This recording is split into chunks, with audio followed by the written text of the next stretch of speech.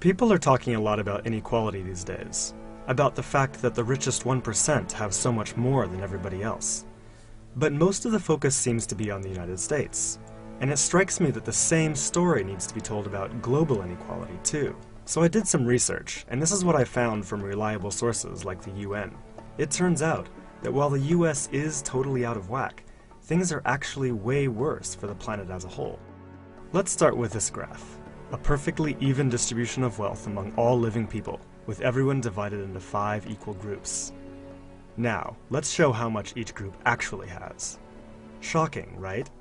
80% of the world's people barely have any wealth. It's hard to even see them on the chart.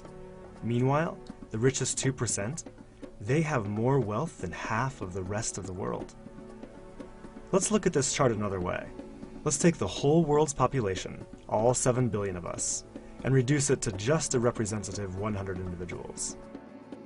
Here they are, poorest people on the left, richest people on the right. Now let's show how the world's total wealth, roughly $223 trillion, is distributed. The vast majority have practically nothing. Nothing with which to educate their children, nothing with which to pay for basic medicines. While the richest 1%, they've accumulated 43% of our world's wealth. The bottom 80%, meanwhile, that's 8 out of every 10 people, have just 6% between them. But even this doesn't really show how extreme things have become. The richest 300 people on Earth have the same wealth as the poorest 3 billion. So the number of people it takes to fill a mid-sized commercial aircraft have more wealth than the populations of India, China, the US, and Brazil combined. We can also see this difference geographically, with a huge and growing gap between a few rich places versus the majority of the world. For most of history, things were much more equal. 200 years ago, rich countries were only 3 times richer than poor countries. By the end of colonialism in the 1960s, they were 35 times richer. Today, they're about 80 times richer. Rich countries try to compensate for this by giving aid to poor countries, about $130 billion each year. That's a lot of money. So then why does the wealth gap keep getting bigger?